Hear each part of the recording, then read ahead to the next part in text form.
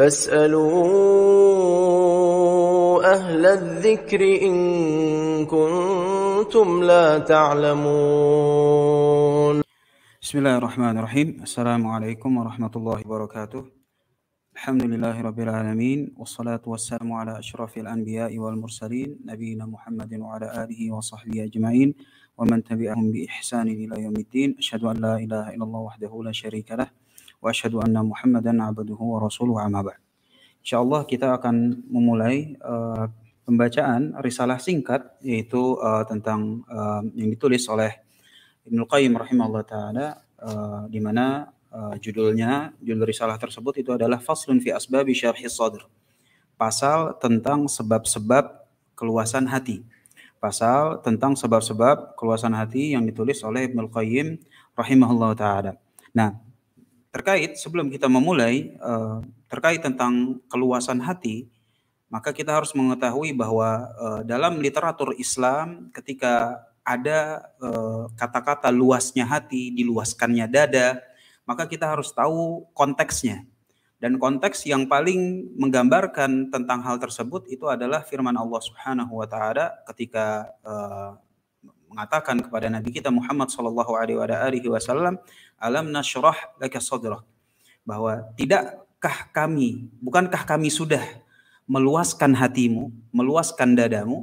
Nah, ini merupakan konteksnya. Sehingga di sini ana bawakan sedikit tafsir dari As-Sa'di rahimahullah taala. Beliau berkata tentang alam nashrah laka sadrak, bukankah kami telah meluaskan dadamu, meluaskan hatimu? Berkata beliau, nuwassi'hu li syara'i'id din wa da'wati ila Allah wal ittisafi bi makarimil akhlaq wal ikbali alal akhirah wa tashil al khairat.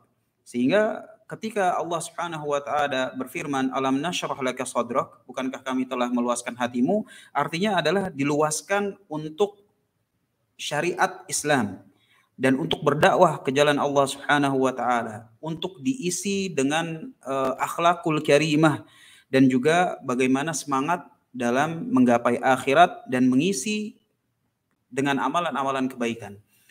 Sehingga dari sini kita tahu bahwa luasnya hati, di mana luasnya dada, ini merupakan sebuah tempat yang di situ Allah Subhanahu wa taala akan taruh takwa. Sebagaimana kata Nabi SAW, at-taqwa hahuna, bahwa takwa ini ada di sini. Takwa itu ada di dada. Ya kan? Sehingga luasnya hati itu merupakan tempatnya takwa, tempatnya Allah Subhanahu wa taala memberikan cahaya, tempatnya iman.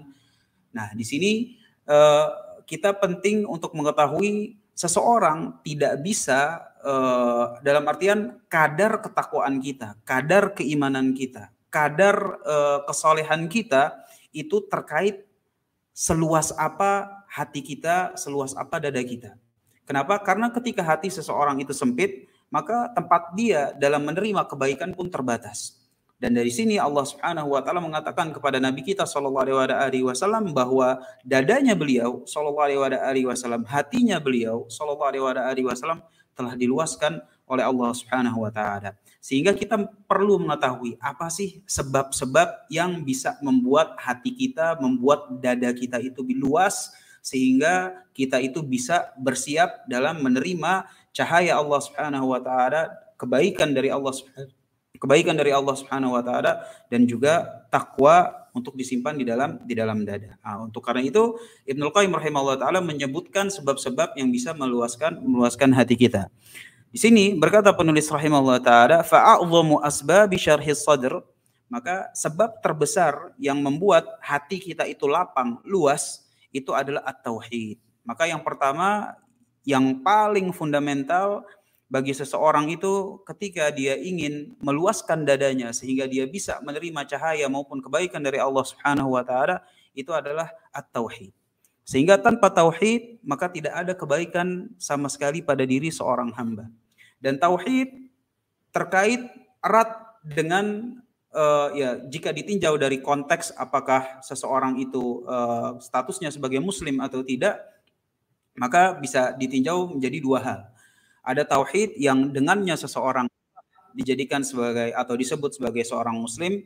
Ada konteks tauhid yang dengannya keislaman seseorang itu sempurna. Bisa disebut muslim yang baik. Dan tauhid yang akan dibawakan di sini oleh Ibnul Qayyim rahimahullah taala ya tentunya terkait dengan dua-duanya, bahwa seseorang itu untuk memiliki hati yang luas tentunya dia harus menjadi muslim dahulu, dan setelah menjadi muslim ya kan di mana tauhid yang menjadikan seseorang muslim itu yang terkait tentang hak-hak kekhususan Allah Subhanahu wa taala, tentang bagaimana kekhususan Allah Subhanahu wa taala dalam diibadahi, dalam mengatur alam semesta, dalam rububiyahnya, uluhiyahnya maupun asma wa sifatnya. Maka ini setelah menjadi muslim barulah dari situ dibangun tauhid yang menyempurnakan keislaman dia. Sehingga di sini kata Ibnul Qayyim rahimahullah taala, tauhid inilah dasar atau sebab terbesar dari Allah Subhanahu wa taala untuk meluaskan hati kita sehingga siap menerima kebaikan. Kemudian kata Ibnul Qayyim melanjutkan, wa ada hasabi kamalihi wa quwwatihi wa ziyadatihi yakunu insyirahu sadri sahibih. Maka bagaimana kebaikan tauhid dari seseorang di situ akan berjalan lurus dengan luasnya dada. Ketika tauhid buruk, maka dadanya pun juga sempit. Ketika tauhid nggak ada, maka nggak ada kebaikan sama sekali di dalam dada diri seseorang.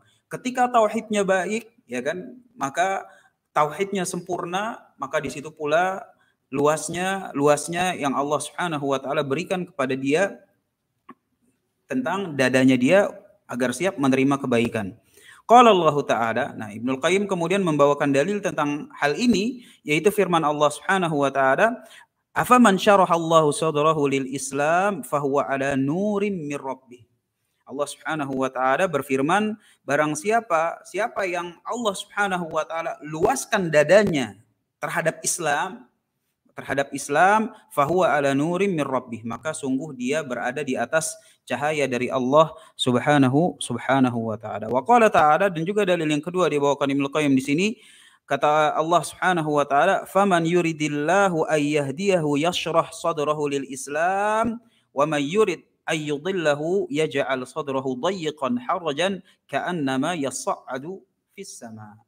Yaitu firman Allah Subhanahu wa taala, barang siapa yang Allah Subhanahu wa taala berikan hidayah sehingga hatinya itu terbuka, diluaskan dengan Islam, di mana Islam itu dibangun di atas tauhid, gitu, maka dadanya pun luas. Dan waman yurid ayyudillahu, dan barang siapa yang ingin kesesatan, maka Allah Subhanahu wa taala jadikan dadanya itu sempit. Dayyiqan harajan, sempit, enggak ada space, enggak ada ruang untuk kebaikan, ka'annama yas'adu fis sama. Sebagaimana orang yang berjalan ke atas langit, ya sebagaimana kita tahu penelitiannya, makin tinggi seseorang maka makin susah nafasnya, makin sesak dadanya. Sehingga keislaman, kadar kebaikan keislaman seseorang, kadar tauhid seseorang itu berbanding lurus dengan keluasan dada dari seseorang. Semakin bagus tauhidnya, maka dada ini akan semakin luas, semakin siap untuk menerima kebaikan, semakin banyak cahaya yang bisa diterima dari Allah Subhanahu wa taala, semakin kuat pula takwanya kepada Allah Subhanahu wa taala. Qala al-musannif rahimahullah taala, fal huda wa tauhidu min a'zami asbabi syarhi sadr. Sehingga dari sini kita mengetahui bahwa tauhid adalah sebab terbesar dalam meluasnya atau keluasan hati kita. Wa syirku wad dhalal, adapun kesyirikan maupun kesesatan, min a'zami asbabi dhiqi sadri wa inhirafi. Sehingga adapun kesyirikan dan kesesatan itu sebab terbesar hati seseorang itu menyempit, nggak ada spasi, nggak ada ruang dalam menerima kebaikan dari Allah Subhanahu wa taala. Makanya orang yang berbuat kesyirikan kepada Allah Subhanahu wa taala, maka kebaikan apapun yang dilakukan oleh dia nggak akan bernilai di sisi Allah Subhanahu wa taala. Sebagaimana Allah Subhanahu wa taala telah terangkan dalam ayat-ayatnya di dalam Al-Qur'an bahwa orang yang berbuat kesyirikan kepada Allah Subhanahu wa taala, maka amalannya tidak ada nilainya di sisi Allah Subhanahu wa taala. Wa minha an-nurul ladzi yaghzifuhu Allahu fi qalbil 'abd. Sehingga cahaya yang Allah Subhanahu wa taala berikan kepada seorang hamba itu bisa diterima oleh dada yang siap. bisa diterima oleh hati seorang hamba yang memang siap untuk menerima kebaikan yang dibangun di atas at-tauhid. Wa huwa nurul iman, yaitu cahaya iman. Fa innahu yashrah sadr, cahaya iman itu akan meluaskan dada seseorang, wa yuwassi'uhu, dan juga mengembangkannya sehingga lebih banyak ruang untuk dapat melakukan kebaikan, dapat menerima hidayah dari Allah Subhanahu wa taala. Fa idza fuqida hadzal nur, maka barang siapa yang enggak ada ruang, ya kan, seseorang itu ketika dadanya sempit sehingga tidak bisa menerima cahaya dari Allah Subhanahu wa taala, cahayanya enggak bisa didapat, maka fa idza fuqida hadzal nur min qalbil abd, kalau udah tidak bisa menerima cahaya dari Allah Subhanahu wa taala, maka hatinya itu sempit, waharaj, ya kan, dan waharija, dan itu juga makin lama makin kecil spasinya, wasara fi adyaqi sijn, maka dia pun akan jauh lebih menderita, jauh lebih terhimpit daripada penjara yang paling sempit. Waliyadzubillah. Nah, kemudian di sini kita tentu ingin mengetahui kapan sih kita bisa bilang bahwa ya tentunya bukannya mendahului dari Allah Subhanahu wa taala, tapi apa indikator-indikator dari situ kita bisa mengetahui bahwa dada kita dalam keadaan yang sehat, dada kita dalam keadaan yang baik, yang siap menerima cahaya maupun hidayah dari Allah Subhanahu wa taala. Ibnul Qayyim rahimahullah taala membawakan sebuah riwayat hadis di mana Ibnul Qayyim bilang, wa qad rawat Tirmidzi fi Jami'ih, bahwa diriwayatkan oleh Al-Imam Tirmidzi rahimahullah taala an Nabi sallallahu alaihi wasallam, dari Nabi sallallahu alaihi wasallam, annahu qala, bahwasanya beliau alaihi salatu wasallam bersabda, idza dakhala nurul qalb, ketika cahaya dari Allah Subhanahu wa taala itu masuk ke dalam dada, dan enggak mungkin cahaya ini masuk ke dalam dada yang tidak bisa menerima cahaya.